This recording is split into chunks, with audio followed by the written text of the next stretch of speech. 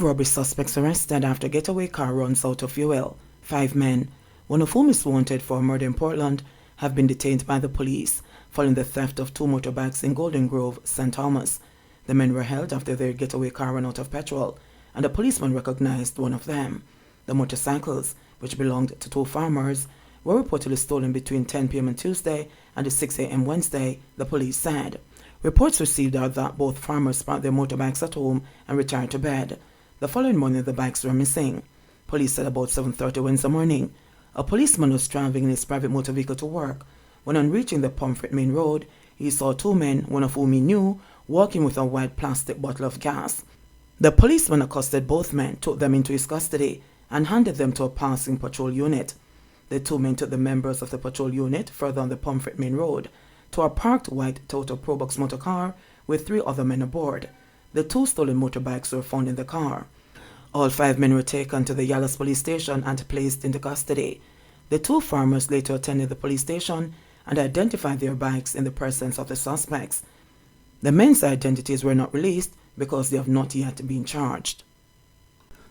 House in St. James gutted by fire, 2 bodies found.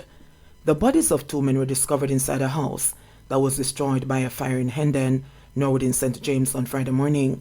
According to reports, the fire was seen coming from the building approximately 1 a.m. on Friday, but the police were not alerted until shortly after 8 a.m. Upon arrival, the police found the smoldering remains of both men, who have so far been identified as Shane and Smokey. The lawmen contacted the fire department, and a team from the Barnett Street Fire Station was brought in to carry out cooling down operations.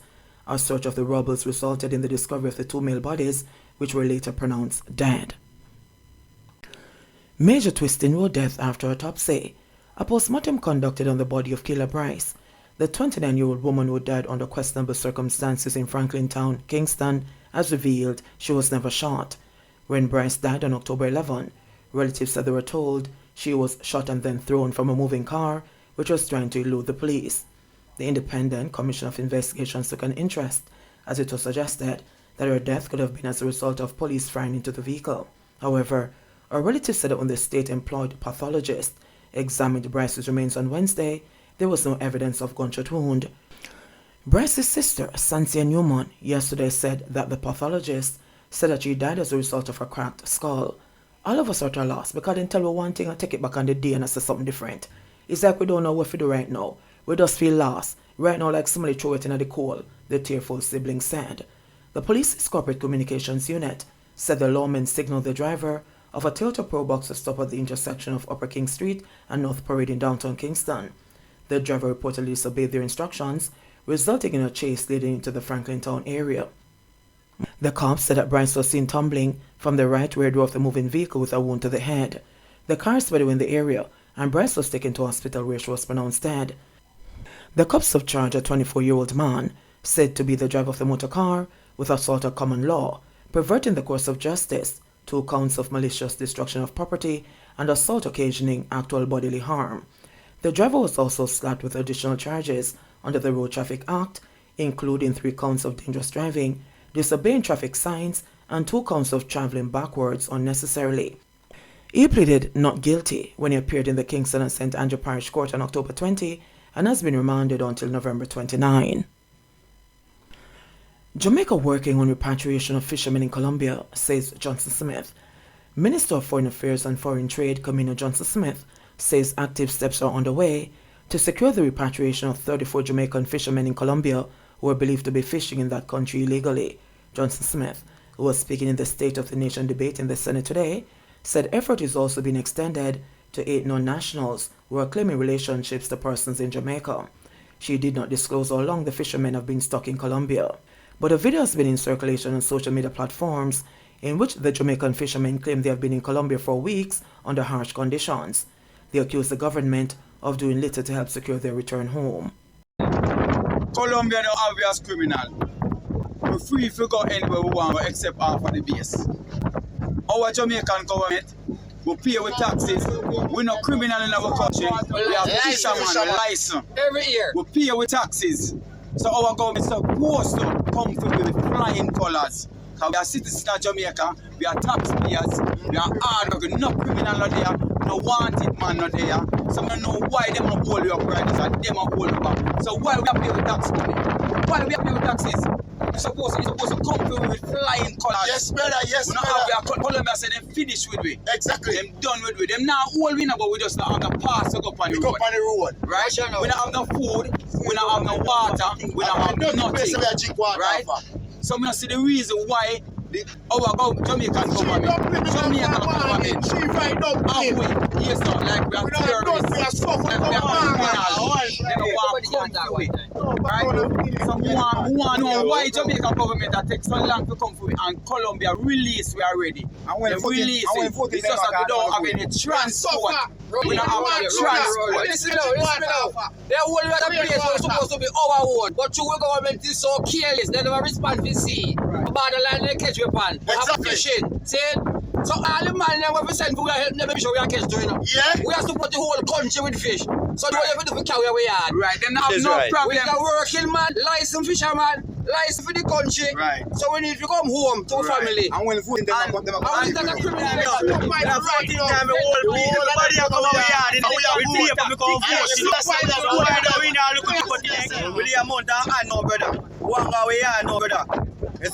we not enough in them. 1 2 flour daytime. 2 flour. 2 flour. 1 fried egg. I know water, no 2. So can I stand there, brother? Walk away, brother. See there. Look for the color. Look for the color. That we are cheap. After you get color around. Green water, we are That's you that have to cheap. Come on. Holding back from going into details, the Foreign Affairs Minister stated that securing the repatriation of Jamaican fishermen who find themselves in distress overseas can be a tedious process. She said that her ministry has engaged with the owner of the vessels, and it is working with Jamaica's embassy in Colombia, as well as its partners in the Spanish-speaking country, to process the crew for repatriation. She said Jamaica is hopeful of a positive result. The Foreign Affairs Minister went on to lament that countries have changed their laws regarding fishing, and Jamaican boat owners and operators need to change with the times. Illegal fishing is a major international issue. Vessels are seized, and that's part of a judicial process. The crew is liable to be imprisoned. Again, a judicial process. They are not political processes in which governments can engage. When a decision is taken to commence a process, it becomes very difficult, Johnson Smith said. I want to call on our boat owners and operators and the captains of these vessels to fish responsibly in our waters, she added. The Foreign Affairs Minister argued that a system needs to be put in place to offer protection to fishermen when they find themselves in situations of distress. I want to also impress on boat owners the importance of insurance, not only for damage but for loss and seizure, and more importantly, for the care and protection of their crews. It is not responsible to send people's children out on the high seas without consideration of the risk and the protection needed, and simply, when they fall in distress, to say the government must. You have a responsibility as well, and I want to call on them to be more thoughtful in this regard. From the government's perspective, we will be working with the Ministry of Agriculture and Fisheries to establish a policy on treating these matters, because although we hope they'll not multiply, we do believe that we're in the circumstances where we can no longer treat them in an ad hoc manner. We need a full policy.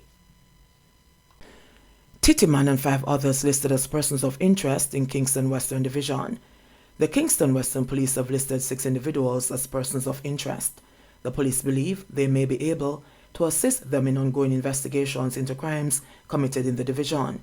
They are Tajay Freeman, otherwise called Weng, Lester Coke, Christopher Coke Jr., otherwise called Titiman, Ryan Bembridge, otherwise called Little Blacks, Dwayne Grant, otherwise called Billy, and Reddy Reddy. The police say several attempts have been made to contact them at their known address and by phone calls. However, these efforts have failed. These men are now being asked to make contact with detectives at the Denhamtown Criminal Investigations Branch by 6 p.m. on Friday, November 4. In addition, anyone with information that can assist the investigation is asked to contact the Denhamtown CIP at 876-948-6443, Crime Stopper 311, the JCF tip line at 811, or the nearest police station. Fatalities dip but still worrying, with 384 people killed in 335 fatal crashes up to November 3. Road fatalities have decreased 2% when compared to 2021. According to the Road Safety Unit RSU at the Ministry of Transport and Mining, fatal crashes have also decreased by 4% when compared to the similar period last year. But despite the decline, Minister of Transport and Mining, Audley Shaw, feels more can be done. He cites indiscipline as a systematic problem on the island's roadways. This phenomenon of indiscipline must be erased from a traffic environment, as we only want decent drivers who adhere to proper road and vehicle safety protocols, said Shaw. The minister also appealed to owners of public passenger vehicles who permit other individuals to operate their vehicles to request driving abstracts from the Island Traffic Authority. He said this would help owners to be aware of the traffic ticketing status of their potential drivers. Driving abstracts contain data on an individual's driver's license, including suspensions and revocation. He said that it was imperative for owners to have this information, given the responsibility that the new Road Traffic Act places on owners. Owners will be required to know the driver's status, as the law will not absolve them in the event that there is a breach. Government MP Dr. Michelle Charles, St. Thomas Eastern, said that fatalities in Western Jamaica were 15 more when compared to the similar period last year. She noted that in her parliamentary presentation on Tuesday, October 25, she had called for the implementation of the Jamaicans Against Dangerous Driving Traffic School. This initiative will act, in effect, as traffic school does in the United States of America and other developed countries. In U.S. states such as Florida and California, traffic school is an integral part of their road and transport laws, she stated. She added, in those jurisdictions, traffic school is a remedial course for drivers with minor traffic offenses and serves as an alternative to having points added to the driver's record with the Department of Motor Vehicles.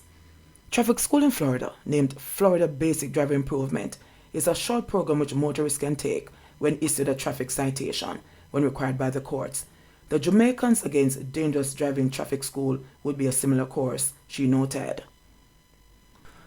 In sports news, Sunshine Girls ready to shine in Fast 5. With the encouragement from senior women's head coach Connie Francis and captain Janelle Fowler, Jamaica's youthful national senior netballers will continue their growth and evolution on the international stage as they begin their Fast 5 series this evening in Christchurch, New Zealand. The Sunshine Girls will open against reigning Commonwealth Games champions Australia at 6:30 p.m. Jamaica time, completing their double-header against Uganda at 9:30 p.m. Players that participated in the recently concluded Netball World Cup regional qualifiers make up more than half the squad. Jamaica finished unbeaten at the qualifiers, and the new-look team got strong reviews from Francis as they continue to make their case to make the final roster for next year's Netball World Cup in South Africa.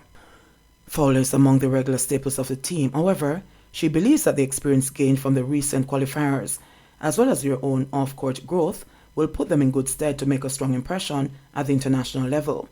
I think they have gained a lot of knowledge as to how to carry themselves, especially on the court, and I reckon that they'll be able to support each other, she said. So I'm happy about the amount of experience that they're going with, knowing that they can still compete with the teams going there, she added. Jamaica finished runners-up in the last two Fast 5 series, losing to England in 2017 and New Zealand in 2018. JBN, we keep you informed. Please remember to subscribe, like, share, leave us a comment, and click the notification bell to receive our daily news items.